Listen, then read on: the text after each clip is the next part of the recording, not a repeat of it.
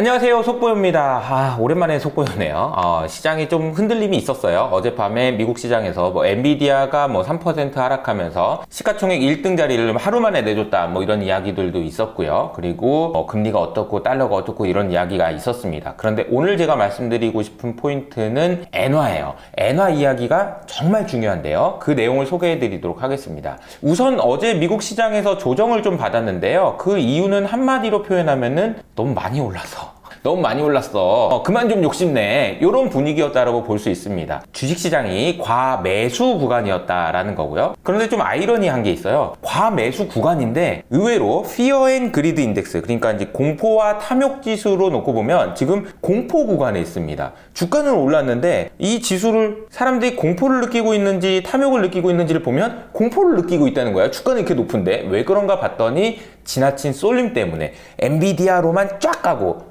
AI로만 쫙 가고 그러다 보니까 나머지 주식들은 나 죽겠다라고 하고 있었다라는 거고요. 이런 쏠림 현상들이 완화되면서 그동안 많이 먹었으면 좀 욕심 좀 내려놔라, 이런 분위기가 연출됐다라고 보시면 되겠습니다.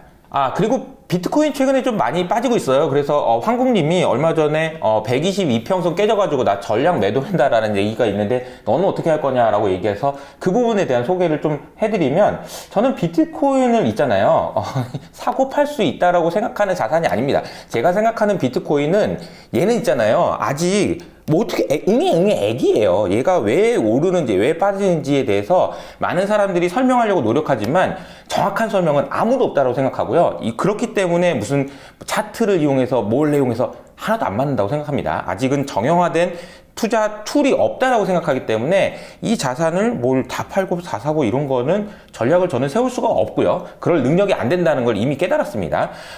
나중에 그럴 수도 있겠죠. 그렇지만 지금은 그렇지 않다라고 생각하기 때문에 제가 생각하는 비트코인은 3년 후, 5년 후를 놓고 계속 모아가는 자산이지 트레이딩을 하는 자산은 아니다라고 말씀드리고 넘어갈게요. 자, 그림을 몇 가지 좀 보여드리면서 설명하겠습니다. 우선은 엔화가요, 지금 굉장히 많이 약세를 보이고 있는데 언제적 얘기냐? 1900년대적 얘기입니다. 1990년대 수준까지 약세를 보이고 있어요. 왜 그런 거냐라고 보면 딱 한 가지 이유입니다. 미국 금리 너무 높은데요, 일본 금리 너무 낮아요. 끝이에요. 이거 끝입니다. 그러니 누가 엔화를 살려고 하겠어요? 달러를 살려고 하지. 오늘 소개해드리고 싶은 기사는 이 내용인데요. 이 내용을 잘 보시면요, 일본의 보험사들 같은 경우에는 해외에 투자해 놓은 자산이 대략 한 2조 달러 정도 돼요. 2조 달러를 지금 해외에 투자해 놓은 거예요.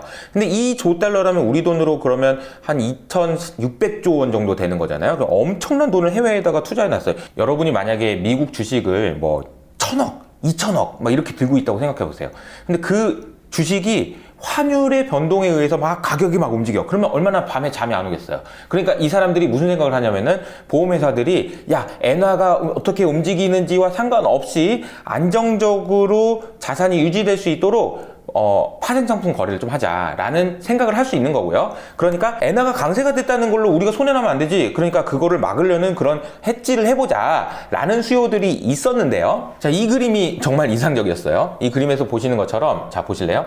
2020년에 60% 정도가 그렇게 엔화 강세가 되면 안 되지 라고 생각했던 그런 수요가 지금 매우 빠르게 줄어들고 있고요. 근데 이게 매우 빠르게 줄어드는 동안 엔화도 약세를 동일하게 보였다라는 겁니다. 뭔 소리인지 모르겠는데 좀 쉽게 설명해봐. 제가 진짜 쉽게 설명해 볼게요. 한마디로 말하면은 일본에 있는 보험사들은 눈치 깐 거예요. 엔화가 강세가 될 일? 그런 일 없다는 거예요. 제가 이제 부장님한테 가서 보고하는 거죠. 부장님, 혹시 엔화가 강세가 되면 어떡하려고 이러십니까? 라고 얘기하니까 부장님이 이렇게 하게 돼요.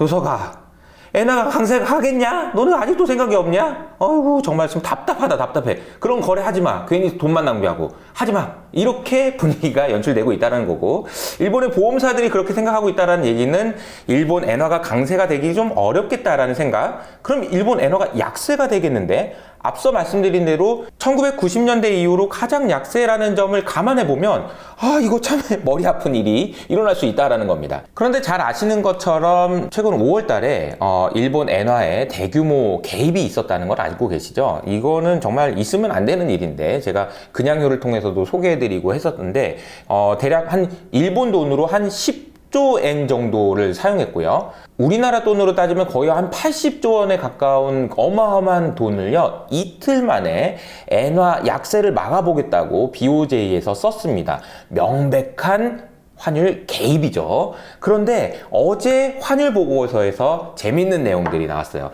사실은 일본하고 미국의 관계는 워낙 우호적이고 일본이 늘 나 어떻게 좀 봐줘 이런 분위기라고 보시면 되겠는데요. 이런 상황이라고 해볼까요? 엔화가 계속 약세가 되니까 일본 BOJ 입장에서는 이거 더 이상 약세가 되면 여러 가지로 문제가 생길 것 같은데 안 되겠다. 엔화 약세 막자라고 생각했고, 앞서 말씀드린 대로 우리나라 돈 80조 원에 해당되는 어마어마한 돈을 때려 넣으면서 눈치를 본 거죠. 형 괜찮지? 이 정도는 좀 많이 쓰긴 했다, 그치? 그 많이 쓰긴 했는데 괜찮지? 라고 이야기했는데, 어제 미국에서는 이렇게 이야기한 거죠. 일본도 환율 조작국 관찰 대상국에 넣어야 되겠습니다. 이렇게 얘기한 거죠. 환율 조작국은 아닌 것 같긴 한데 관찰 좀 해자. 니 좀 안 되겠다. 너무 많이 쓰는 거 아니냐? 이런 이제 분위기가 나온 상황이라서, 과연 이번에 엔화가 약세가 됐을 때 일본 BOJ에서 또 지난번처럼 과감한 환율 개입을 할 수 있을지 여부도 좀 체크해 봐야 되지 않나라는 생각이 듭니다. 그럼 중요한 거는 사실은 여러분들이 그래서 엔화가 어떻게 되는 건데, 그래서 뭐 이 엔화 약세가 되면 뭐 어떻게 되는 건데 라는 질문인 거잖아요. 엔화 약세가 되면은 여러 가지 이슈들이 생길 수 있습니다. 일본 투자자들이 해외에 투자해 놓은 자금들을 그냥 가지고 들어오자 라고 생각하면서 해외 자산을 팔기 때문에 금융시장의 변동성이 커질 수 있다라는 우려가 생길 수 있다는 게 첫 번째지만, 어제 블룸버그 뉴스에서 지적했던 우려는 그게 아니었어요. 저도 좀 이 부분을 좀 체크해 보긴 해야 되는데, 많은 사람들의 중론은 아니지만 이런 이야기가 나오더라고요. 일본의 엔화가 계속 약세가 되잖아요.